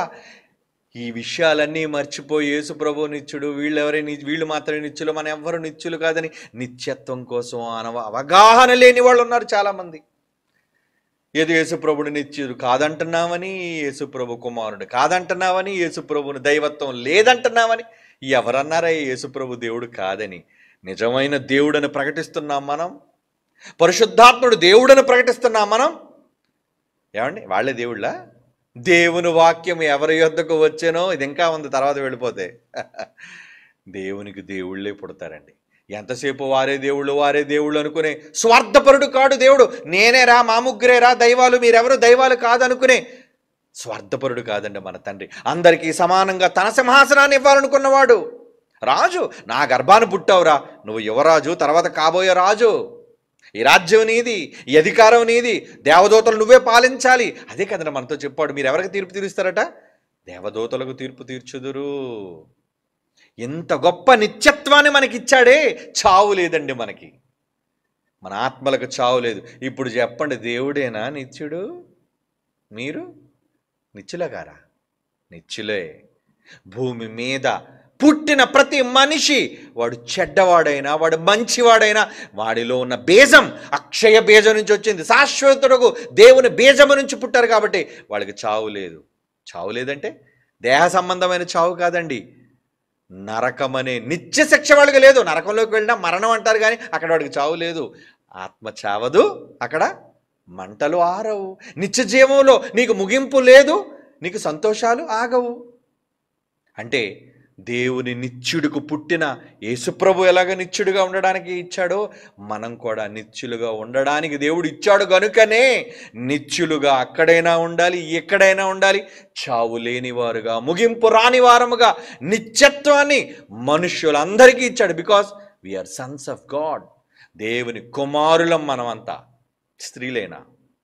కాబట్టి నిత్యత్వం దేవునికేనా? ఏమండి, నిత్యత్వం దేవునికేనా? నో. లేదా నిత్యత్వం తండ్రి కుమార పరిశుద్ధాత్మకేనా? అందరం నిత్యులం, అందరం నిత్యత్వాన్ని కలిగిన వాళ్ళం. అది బైబిల్ చెప్తుంది. సంతోషించాలనుకున్నాను. God bless you all.